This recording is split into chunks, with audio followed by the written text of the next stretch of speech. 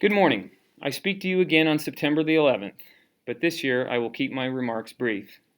Last year on this sacred date, I spoke to you about the need to remember the tragedy of the 2001 attacks that happened on that day. I spoke to you about the darkness of ignorance and about how younger people who don't remember that day must still learn from it. Gleaning insights from the past, after all, is perhaps the very essence of why we study history. As the news becomes history, it is too often forgotten, and we should never forget what happened that day. It lives on with us. Through the loss of the 3,000 victims in their offices and on airplanes. Through the combat deaths of 7,000 American soldiers in Iraq and Afghanistan.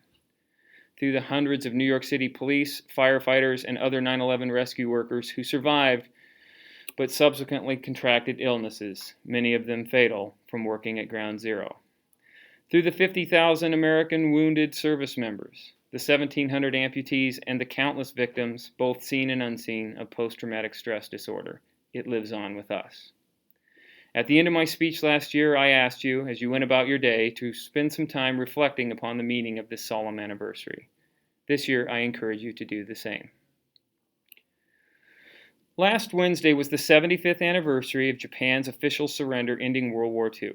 Most of the in-person commemorations were casualties of COVID, but the fact of the matter is that there just aren't that many veterans of World War II left living.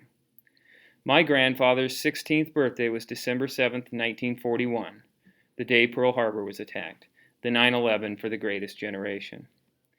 I've obviously read a lot of books and watched a lot of films about World War II, but I got great perspective and value from listening to his personal reminiscences of that immediate sense of loss, anger, and uncertainty.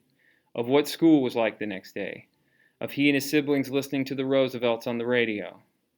It was especially unnerving for his family, German immigrants who lived in North Dakota and spoke their native tongue at home. I can still feel the way that he felt when describing it.